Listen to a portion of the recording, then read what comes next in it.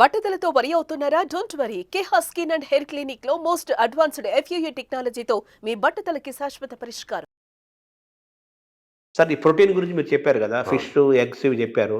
ఇదంతా non vegetarian వాళ్ళకి ఎక్కడ నుంచి derive చేయాలి? వెజిటేరియన్కి ప్రోటీన్స్ చాలా, అసలు వెజిటేరియన్ ప్రోటీన్ మంచి ప్రోటీను దాల్, స్ప్రౌట్స్, ఆల్ లెంటిల్స్లో ప్రోటీన్స్ ఉంటాయి. ఈ బీన్స్ ఇటువంటి దాంట్లో కూడా పెసర. పెసర మంచిది. ఇప్పుడు దోశ బదులు పెసరట్టు తినండి, మంచిది. మన పెసరట్టు మంచిది చాలా.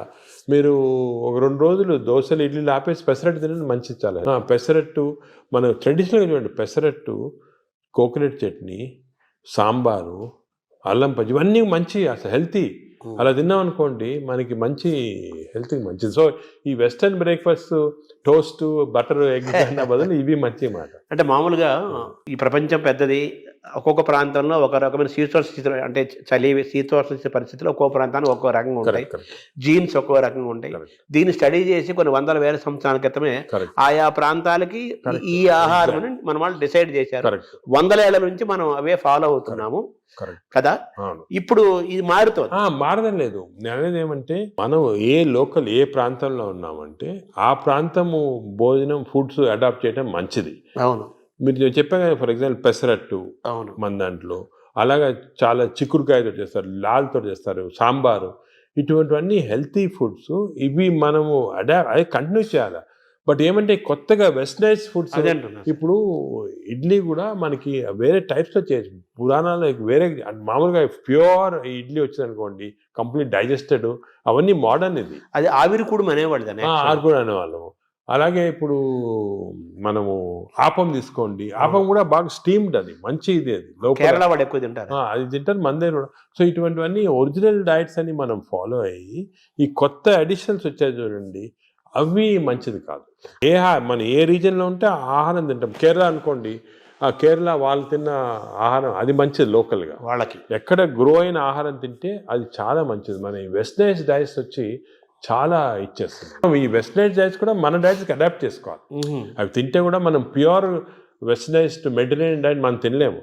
మన దానికి అడాప్ట్ చేసుకొని తింటే మనకి మంచిది. మన దోశలు వాళ్ళు తింటున్నారు, వాళ్ళ బర్గర్లు, పిజ్జాలు మనం తింటున్నాం. అదే మిస్టేక్. ఇప్పుడు మామూలుగా నేను విన్నాను, ఎవరో చెప్పగా విన్నాను, ఈ బ్యాక్టీరియా మైక్రోబయోమ్ ఇంపార్టెంట్ అని చెప్పారు కదా మీరు. ఈ క్రమంలో అసలు మన బ్యాక్టీరియా ఆల్మోస్ట్ మనం కోల్పోయి యూరోపియన్ బ్యాక్టీరియా వచ్చేసింది అంటున్నారు మనలోకి. అది కరెక్ట్. అంటే స్లోగా ఈ వెస్టర్నైజేషన్ వల్ల మన మంచి బ్యాక్టీరియా ఉంది, అది పోయి బ్యాడ్ బ్యాక్టీరియా వచ్చి ఓవర్టేక్ చేస్తూ ఉంది. సో మనం ఇప్పుడు అగైన్ దీని గురించి కూడా మేము చాలా రీసెర్చ్ చేస్తున్నాము. We are studying bacteria in different people in different places. మన కుంభమేళా జరిగింది, దాంట్లో చాలా బ్యాక్టీరియల్ స్టడీస్ చేసాము. అలాగే వీఆర్ డన్ మంచి రిజల్ట్స్ పబ్లిష్ చేస్తున్నాము. ఇప్పుడు నేను ప్రకారం మన బ్యాక్టీరియా, మన న్యాచురల్ బ్యాక్టీరియా, మన దేశంలో ఉన్న బ్యాక్టీరియా, మన ప్రాంతాల్లో ఉన్న మంచి బ్యాక్టీరియా, అవి ప్రిజర్వ్ చేసుకోవాలి. అవి చేయడానికి కొన్ని టెక్నిక్స్, కొన్ని మెథడ్స్ అవి ఉన్నాయి. అవి మేము ఇప్పుడు ఇంకోటి ఏం చేస్తున్నామంటే రీసెర్చ్, ఈ ఎక్స్టెన్సివ్ బ్యాక్టీరియా రీసెర్చ్ చేసిన తర్వాత ఏవి మంచి బ్యాక్టీరియా, ఏ చెడ్డి బ్యాక్టీరియా అని కనుక్కున్న తర్వాత, ఈ బ్యాక్టీరియా అనేది మన స్టూల్స్లో ఉంటాయి, కష్టం వేయటం, థెరపీలు ఏమి లేవు. So we're desiccating it and producing what is called capsules. అంటే ట్యాబ్లెట్స్, మన ఈ మామూలుగా యాంటీబయాటిక్స్ ఇటువంటి ట్యాబ్లెట్స్ బదులు ఈ డెసికేటెడ్ స్టూల్ క్యాప్సూల్సే ట్యాబ్లెట్స్ లాగా ఇస్తున్నాం. భవిష్యత్తు అదే అంటున్నారు, ఫ్యూచర్ అదే దాని తర్వాత. సార్ మార్నింగ్ మన తెలుగు వాళ్ళం కాబట్టి మన ప్రాంతం మాట్లాడుకున్నాం. ఇప్పుడు మీ టాపిక్ అంతా లోకల్గా ఏ ఆహారం అవైలబుల్గా ఉందో 100 ఏళ్ల నుంచి అది తినండి. లోకల్గా మనం ఎలా ఉన్నామో దాన్ని ఫాలో. సేమ్ ఫిజికల్ యాక్టివిటీ చూసుకోండి, same activity, you don't have to. కానీ ఇప్పుడు ఆ ఆఫీస్లో కూర్చోవడం టైం లేకుండా వేరే అడ్వకేటింగ్, సరే ఎక్సర్సైజ్ 1 అవర్ చేయాలా, ఎక్సర్సైజ్ చేయాలా. ఈ ఎక్సర్సైజ్ కూడా ఇంపార్టెన్స్ ఏమంటే, అందరు నేను 1 అవర్ చేస్తున్నా సార్ టైర్డ్ అయిపోతున్నామని అంటుంటారు. ఎక్సర్సైజ్లో 2 టైప్స్ ఉన్నాయి. కొంతమందికి మార్నింగ్ ఎక్సర్సైజ్ చేస్తే మంచిది, కొంతమందికి రాత్రి చేస్తే మంచిది. ఇప్పుడు నేను ఫర్ ఎగ్జాంపుల్ నేను నైట్ చేస్తేనే నాకు ఫ్రెష్ ఉంటుంది. మార్నింగ్ అది ఎలాగంటే బాడీలో లాక్టేట్స్ అని ఉంటాయి. లాక్టేట్ మెజర్మెంట్ చేసి మనం కనుక్కోవచ్చు. లాక్టేట్స్ ఎక్కువ అయిపోయాయి అనుకోండి, అప్పుడు నైట్ చేస్తే బెటర్. అది మరి ఎక్కువ సంకేతం తెలుస్తుందా? తెలిసిపోతుంది కదా మనకి. ఇప్పుడు బాడీలో ఎక్సర్సైజ్ చేస్తే, అది సింపుల్గా చెప్పాలంటే, సపోజ్ ఎక్సర్సైజ్ చేసామనుకోండి, ఎక్సర్సైజ్ చేసిన తర్వాత మార్నింగ్ ఎక్సర్సైజ్ చేసిన తర్వాత ఫ్రెష్గా ఉండదు, చాలా టైర్డ్ అయిపోయాం అనుకోండి, that means your exercise should be done in the evening. చేసిన తర్వాత ఫ్రెష్గా ఉన్నాం అనుకోండి, you should do in the morning. But సింపుల్గా అది కెమికల్గా కూడా మనం టెస్ట్ చేయొచ్చు. బాడీలో లాక్టేట్స్ తీసుకొని ఎప్పుడు లాక్టేట్ లెవెల్ చాలా ఎక్కువ అయిపోయింది. ఫర్ ఎగ్జాంపుల్ నాకు పర్సనల్గా చెప్తున్నా కదా, నేను ఐ ఎక్సర్సైజ్ ఎవ్రీడే 1.5 hours చేస్తాను విగరస్ ఎక్సర్సైజ్. కానీ ఆ ఎక్సర్సైజ్ మార్నింగ్ చేశాను అనుకోండి, I feel dull whole day. అదే నైట్ చేశాను అనుకోండి, బాగా ఫ్రెష్ ఉంటుంది నాకు. అది నేను నా లాక్టేట్ మెజర్మెంట్ చేసి చూసుకున్నాను. అంటే మీరంటే డాక్టర్ కాబట్టి సైంటిఫిక్ గా ఎవరికైనా తెలుసుకుంటారు. మామూలు వాళ్ళు మీరు కూడా ఏం లేదు, ఇప్పుడు ఎక్సర్సైజ్ చేసి మీ బ్లడ్ శాంపుల్ లాక్టేట్ లెవెల్ పంపించారనుకోండి, లాక్టేట్ లెవెల్ మరీ ఎక్కువ ఉంటే మీరు నైట్ చేసుకుంటారు బెటర్. అంటే మన బాడీ సంకేతం ఇస్తుంది కదా, మైండ్ లో కూడా తెలిసిపోతుంది మనకి ఏది ఎక్సర్సైజ్. మీకు కూడా మార్నింగ్ వాక్ చేశారనుకోండి, కానీ ఇంకోటి ఏమంటే ఎక్సర్సైజ్లో ఏదో లీజర్లీ ఫ్రెండ్స్ మాట్లాడుకుంటా, కాఫీ తాక్కుంటా, ఏదో స్మోక్ చేసుకుంటా వాకింగ్ అది విగ్రెస్గా మినిమం పర్ అవర్ 6 kilometers నడవాలి. Minimum 6 is minimum. అంటే ఐడియల్ 5 kilometers అంటారు కాదు, 6. అదే సెకండ్. అదేవిధంగా ఈ ఎక్సర్సైజే కాకుండా మజిల్స్ ఇప్పుడు చాలా ఇంపార్టెంట్. మనకేం తెలిసిందంటే మన మెటబాలిజము బాడీ నుంచి మజిల్స్ తెప్పిస్తే మంచిది బాడీకి.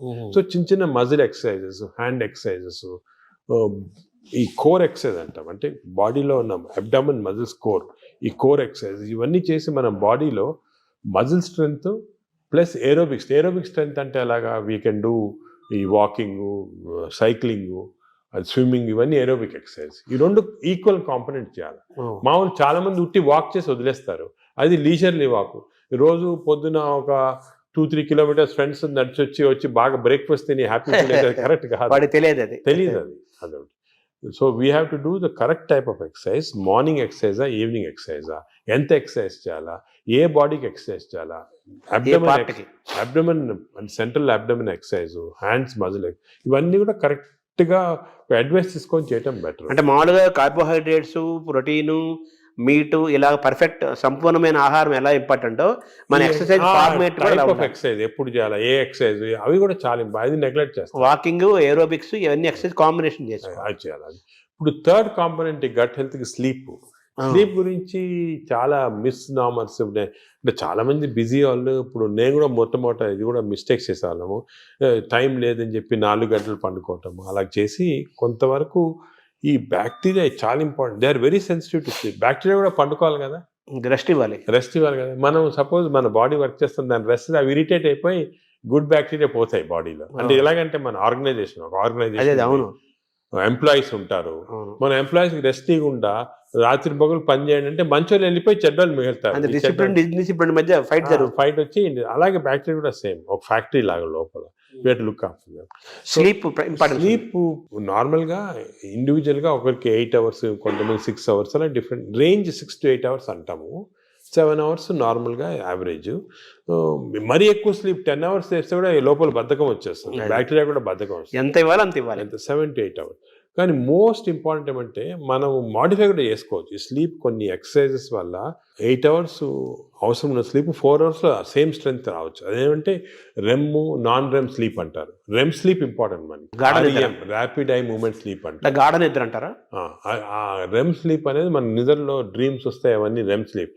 ఈ రెమ్ స్లీప్ మనం if are able to condense to 4 hours we can get. ఇది కూడా ఒక టెక్నిక్, ట్రైనింగ్, అంటే ఇది ఒక సెపరేట్ సబ్జెక్ట్, చాలా టైం పడుతుంది. స్లీప్ హైజీన్ అంటారు కదా, sleep hygiene, sleep training, sleep technique ఇవన్నీ ఉన్నాయి.